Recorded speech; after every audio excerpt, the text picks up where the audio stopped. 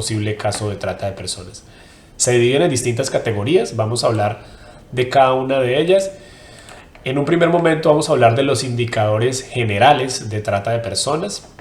Por ejemplo, la víctima de trata de personas durante la entrevista, ustedes podrían encontrar en ese primer contacto que ellas creen que tienen que trabajar contra su voluntad. Es decir, que la situación en la que están es su propia responsabilidad o es un resultado directo, digamos, de su decisión. No pueden abandonar su lugar de trabajo. Esto es un elemento importante para que ustedes indaguen cómo son las situaciones en las que estas posibles víctimas estaban, digamos, vinculadas a sus tratantes, porque en muchos casos de trata de personas, particularmente con fines de trabajo forzado, no las dejan abandonar sus lugares de trabajo, so pena de ser sometidos, digamos, a un castigo, a una sanción, a un incremento de la deuda o a una amenaza concreta contra sus familiares. Muestran señales de que están siendo controlados sus movimientos. Una víctima de trata de personas, cuando se hace una entrevista, cuando ustedes la abordan como primeros respondientes, pueden identificar esos signos de temor, esos signos de que están siendo observadas, de que tienen temor a ser descubiertas, y eso es supremamente fundamental. O están mirando mucho su teléfono móvil, tratando de identificar mientras hacen, digamos, la espera en la línea. Todos esos elementos que podrían indagar o que podrían evidenciar más bien un control de un tercero podrían ser un indicador de caso de trata de personas. Sienten que no se pueden ir de donde están. También cuando se intenta, digamos, invitar a trasladarse a otro lugar para hacer la entrevista, para hacer, digamos, la revisión de los documentos, están tan coaccionadas por las instrucciones precisas que recibieron que en muchos casos sienten que no pueden moverse de ese punto físico, de esa esquina, de ese lugar concreto enfrente del local comercial X o Y, porque realmente están siguiendo unas instrucciones de manera rígida, que es producto de ese control de las redes de crimen organizada. Dan muestras de miedo o ansiedad, que esto, digamos, también en términos para las autoridades que trabajan en temas psicológicos pueden determinar mejor cuáles son los síntomas de miedo, de ansiedad. Muchas veces se manifiestan de manera física, con sudor en las manos, con miradas evasivas, con respiración profunda. Sienten que son objetos de violencia o amenaza en contra de ellas, sus familiares o seres queridos, entonces están constantemente haciendo referencia a el riesgo que pueden correr sus hijos, su madre, su padre, las personas que lo dejaron en los lugares de origen. Si ustedes identifican lesiones físicas, es un indicador, ya dijimos, no determinante, pero que puede ser de la trata de personas.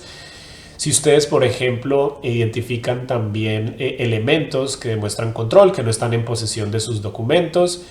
Y un elemento fundamental, y es que en muchos casos también logran determinar ustedes una desconfianza de las autoridades. En muchos casos se traduce en situaciones de temor o en respuestas de temor. En otros casos se puede traducir incluso en situaciones de respuesta violenta, de rechazo al abordaje que hacen las autoridades.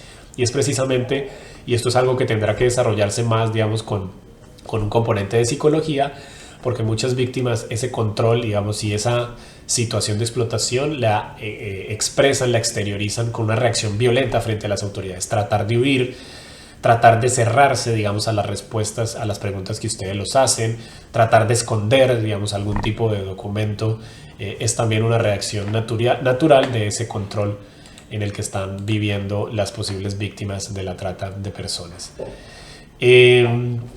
Vamos a pasar a la siguiente diapositiva, en donde ustedes van a encontrar otra serie de indicadores ya relacionados con situaciones concretas. En el caso de niños, por ejemplo, los niños que han sido objetos de la trata de personas no tienen acceso a sus padres y tutores. Ustedes los encuentran durante el recorrido del viaje en muchos lugares, niñez migrante no acompañada, donde no hay una persona que está con la responsabilidad de acompañarlo.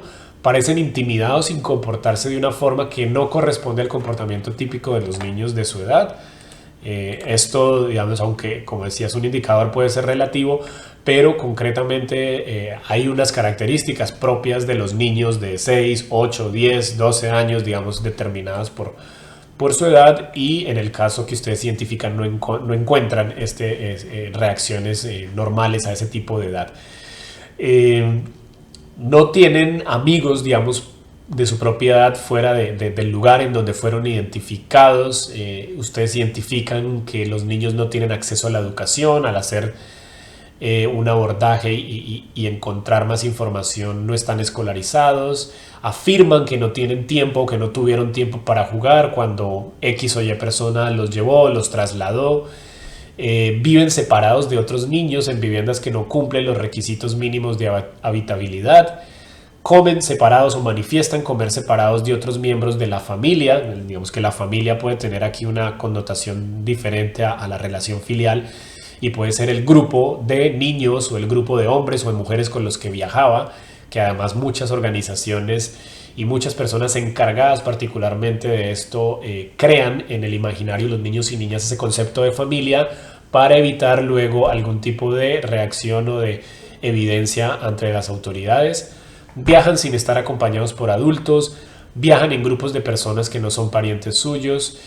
Y, por ejemplo, también es importante que ustedes en las labores logren analizar los elementos físicos que se encuentran en los lugares donde podría existir una posible explotación de niños y niñas. Por ejemplo, la existencia en un lugar donde se ejerce la prostitución, donde se explota sexualmente a mujeres, encontrar ropas de niños y de niñas, juguetes, digamos, en un lugar que evidentemente no estaría preparado para alojar y hospedar niños y niñas. Podrían indagar un poco más y encontrar también situación de explotación sexual comercial de niños, niñas y adolescentes, y no solo casos de trata sobre mujeres adultas. La afirmación por parte de alguno de los adultos que se entreviste de que ha encontrado un niño que no estaba acompañado por un adulto, escondido en un lugar clandestino de la plantación agrícola, de la fábrica, del local comercial. El hecho de encontrar a niños no acompañados provistos de números de teléfonos. Encuentran ustedes en sus mochilas, en su equipaje, alguna libreta con números telefónicos, o incluso muchos niños llevando un celular en donde a través de redes sociales o WhatsApp parecieran estar en contacto con alguien que les está dando instrucciones. Y también, por ejemplo, el hecho de encontrar niños con datos de contacto, por ejemplo, de empresas de transporte, de taxis, empresas que les facilitan el traslado de un lugar a otro, podría ser elementos para avanzar un poco más en la investigación de casos de trata de personas. La trata de personas en explotación en el servicio doméstico es una forma de explotación bastante difícil de identificar, que en muchos países de América Latina concretamente no está catalogada dentro de las finalidades de trata. Cada país, digamos, tiene un marco jurídico independiente, pero el servicio doméstico o la explotación en el servicio doméstico es difícil de determinar por la ocurrencia en escenarios privados. Digamos que la labor de la investigación y judicialización no llega hasta el interior de las casas de familia, y muchas veces este tipo de explotación se produce allí mismo, bajo el techo de una casa, entre cuatro paredes, o en familias que se encuentran en zonas rurales y que explotan en el servicio doméstico a hombres y mujeres. Normalmente una víctima de trata que es explotada en servicio doméstico vive con una familia, está ubicada en ese lugar, ya sea con una habitación en condiciones precarias o en un lugar adyacente o adjunto a la casa principal. No come con el resto de la familia, no tienen un espacio privado o duermen, digamos, en situaciones precarias, muchas veces sobre cartones, sobre colchones. Duermen en un espacio compartido, cuando a veces se logra determinar que puede existir otros casos de trata con fines de trabajo forzado, personas que comparten, digamos, estos lugares. No abandonan nunca la casa por motivos sociales, para hacer unas llamadas, y digamos que no está permitido que abandonen los lugares. En muchos lugares, sobre todo en lugares lejanos, rurales, estos casos de trata están determinados por el encierro. Recordamos un caso alguna vez identificado por una comisaría de familia en Colombia, donde había una mujer que no podía abandonar la finca en la que estaba siendo explotada laboralmente en servicio doméstico, y además la finca contaba con unas rejas, digamos, con unas mallas que no le permitía salir, y tenía en la noche, soltaban, digamos, dos perros de una raza bastante, digamos, fuerte, que intimidaban mucho más a esta mujer a abandonar el lugar. Entonces este tema del no abandono del lugar, ya sea en casos rurales o en casos urbanos, puede ser un factor determinante para lograr identificar estos casos de explotación en escenarios privados. Están sujetos a insultos, abusos en el servicio doméstico. Digamos que hay un elemento de respeto, de seguimiento de instrucciones frente a un empleador que excede, digamos, cualquier límite y cualquier norma laboral. Y aquí es importante determinar, porque hay muchas situaciones en América Latina y en países de nuestra región que concretamente es difícil identificar cuando un caso es trata con fines de explotación laboral y cuando es explotación o trabajo, digamos, con condiciones de vulnerabilidad. ¿Cuál es la diferencia? Y en este acudo a algunas experiencias en países suramericanos. Cuando hay una vulneración a las normas laborales, es decir, una persona trabaja largas horas, probablemente tenga diferencias en la recepción de salario, diferencias con sus compañeros de trabajo, pero su capacidad de tomar decisiones, su libertad y su autonomía están intactas. Estamos hablando de que puede existir una vulneración a las normas laborales, que es un caso de trata que se resuelve por las inspecciones laborales, por los ministerios del trabajo que están encargados para ello. Cuando existen todas estas condiciones de precariedad laboral, pero adicionalmente a ellas hay un elemento de limitación de la libertad, que alguien no puede abandonar su lugar de trabajo, que alguien está siendo amenazado si lo hace, que alguien, digamos, decide retirarse de esa situación porque ya no la soporta y no le es permitido o se le retiene su documento. Es decir, cuando se limita la capacidad de tomar una decisión o de cambiar esa decisión, el escenario pasa de lo laboral a lo penal, digamos, del delito, la situación de explotación a una situación de delito que ya debe ser investigada por el Ministerio Público, por la Fiscalía y no por las autoridades del trabajo. Esto tiene sus matices, sus detalles, pero es importante mencionarlo en este momento. También tienen ahí en la diapositiva los indicadores de explotación sexual. Están obviamente al final porque ya hay bastante material que se ha construido, la experiencia de ustedes en la identificación de estos casos. Pero en los casos de explotación sexual, la explotación puede ocurrir sobre personas de cualquier edad, de cualquier género, orientación, sexo. Es decir, hombres, niños, mujeres, personas de la tercera edad, personas de los sectores LGBTI que están siendo captados, trasladados con fines de explotación sexual.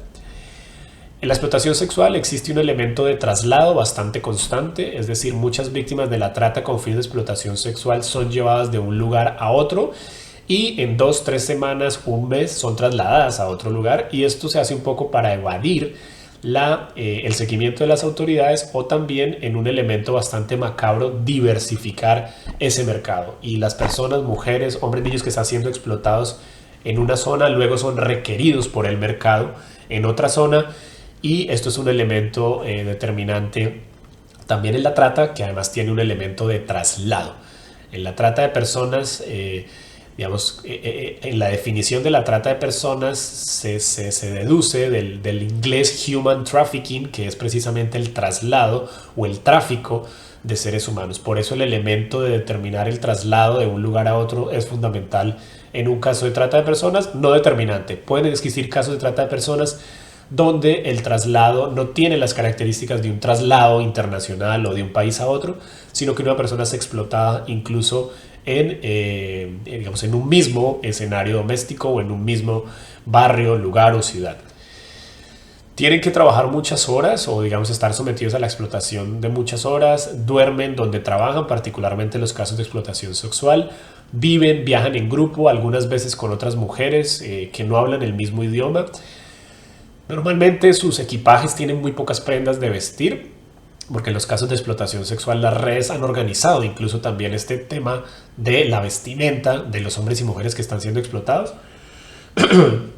Sabe decir solo palabras relacionadas con el argot, digamos, de la explotación sexual, cuando son mujeres identificadas, por ejemplo, de América Latina en países asiáticos que no dominan el idioma, y las pocas palabras que logran identificar y decir en el idioma local pues son palabras relacionadas, digamos, con todo este contexto de explotación sexual.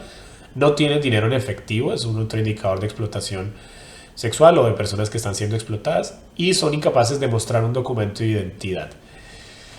Si los invito a la diapositiva número 14, ustedes van a encontrar allí los indicadores de casos de trata con fines de explotación laboral. Por ejemplo, las personas que han sido víctimas de la trata con fines de explotación laboral son generalmente obligados a trabajar en sectores como la agricultura, la construcción, viven en grupos en los mismos lugares, viven en lugares deteriorados, inadecuados, no están vestidos adecuadamente para el trabajo que realizan, no cuentan con las prendas o la dotación de protección, reciben solo muy pocas cosas o las sobras de otras comidas, digamos, en sus momentos de alimentación, no tienen acceso a sus ingresos son controlados por la persona que ejerce el rol de empleador, de patrón o de explotador concretamente, no hay un contrato de trabajo, trabajan, digamos, sin un conocimiento, claridad de cuántas horas al día, no tienen elección para elegir su alojamiento, no abandonan nunca las instalaciones de trabajo sin compañía de su empleador y no conocen o son incapaces de movilizarse libremente, porque una de las características de la trata es reducir la capacidad de decisión. Una persona que llega a un país en donde no conoce el lugar, no habla el idioma, no está acostumbrado al clima concreto de esa zona, pues evidentemente limita su capacidad para moverse. Los invito a la diapositiva número 15, en donde ustedes van a encontrar allí los indicadores para los casos de trata con fines de explotación en mendicidad ajena y en otros delitos. Aquí es importante señalar que la trata de personas en muchos lugares de América Latina ocurre en las calles de la ciudad, en las carreteras, en los puestos digamos, de control o cercano a los puestos de control, y ahí es fundamental la labor que ustedes hagan como autoridades. Normalmente las personas que han sido objetos de trata con fines de mendicidad pueden ser niños, ancianos o migrantes o personas en situación de discapacidad que los colocan a mendigar en lugares públicos. Aquí es importante aclarar que de por sí la mendicidad no es trata de personas. Lo que debe determinarse es la existencia de una explotación de esa mendicidad. Lastimosamente, la vulnerabilidad en muchos países en América Latina ha hecho que personas tengan que salir a mendigar a las calles. Pero la trata de personas se alimenta de esa situación, es decir, cuando hay un tercero que explota la actividad de la mendicidad. Y eso es importante determinarlo en la investigación. Si es una persona que está recogiendo dinero por una situación propia, por una decisión propia, o es una persona que está recogiendo dinero para un tercero que se aprovecha de esa situación de vulnerabilidad. En la mendicidad son niños que se transportan, son niños que transportan, niños que utilizan también en el comercio de drogas ilícitas, que eso es todas las características, la utilización de personas de la tercera edad o de niños y niñas para cometer ilícitos, pertenecen a bandas delincuenciales que están integradas por miembros de la misma nacionalidad u origen étnico, es otro de los indicadores para determinar, forman parte de grupos de niños que tienen un mismo guardián adulto, son castigados si no reúnen o roban lo suficiente, digamos que se establecen unos códigos de conducta dentro de la organización criminal muy relacionados con el respeto, digamos, a las jerarquías dentro de la organización criminal. Viajan con miembros de la banda al país de destino, viven con miembros de una banda, adultos que no son sus padres, se movilizan diariamente en grupos recorridos de distancias considerables, y así sucesivamente otros indicadores que ustedes pueden ver allí en la diapositiva y que pueden ser muy útiles al momento de ustedes valorar una situación de trata de personas. Los invito a la diapositiva 16. En esta diapositiva de 16 lo que ustedes van a ver es un resumen general de esta sesión del día de hoy, empezando por lo que mencionamos, que los indicadores no son prueba de trata, pero son el punto de partida para una investigación. Un ejercicio que ustedes pueden hacer es concretamente al analizar, al recibir un posible caso de trata de personas, hacer una lista de chequeo del número de indicadores y el número de situaciones que ustedes encontraron en esta presentación o que ustedes, por el conocimiento propio del contexto, de la situación del país, les da indicios y les da, digamos, indicadores para que puedan sustentar un posible caso ante los ministerios públicos. La denuncia directa por las víctimas de trata de personas, elemento clave.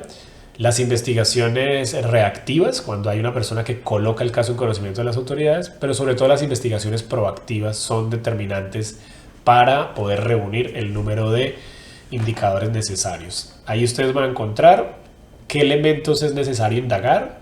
Volvemos nuevamente a la presentación: la edad, el género, el lugar de origen, la documentación que presenta la víctima, la posible víctima, el último lugar visitado, el medio de transporte, las circunstancias en las que se dio la remisión, en caso de que haya sido un caso remitido por una ONG o por una autoridad local, las pruebas de abuso, las indicaciones de abuso, de violencia, y los conocimientos que ustedes tengan sobre el contexto de la trata en esa región particular. Esto es importante reiterarlo acá.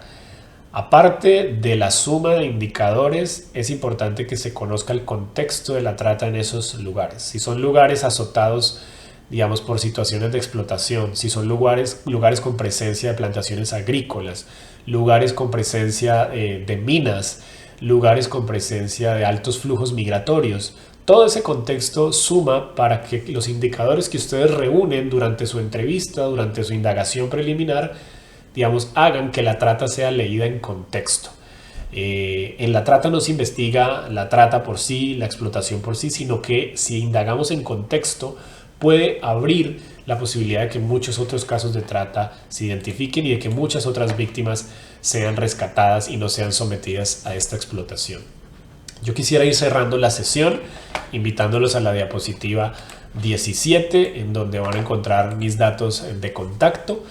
Reiterar que la labor de identificación es fundamental para activar todo el aparato judicial que permite, por un lado, condenar a los tratantes, pero también para activar el aparato de oferta de asistencia y protección para las víctimas, que permite garantizar, reparar los derechos humanos de las personas que están siendo explotadas por estas organizaciones criminales.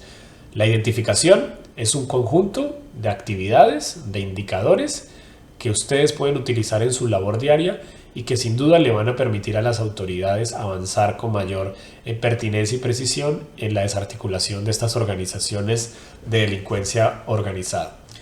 Muchísimas gracias, les deseo de parte de Naciones Unidas los mejores deseos en este curso, en este proceso de formación. Ahí están mis datos de contacto, mi correo electrónico, y espero disfruten y aprovechen el material que dejamos a su disposición. Muchísimas gracias.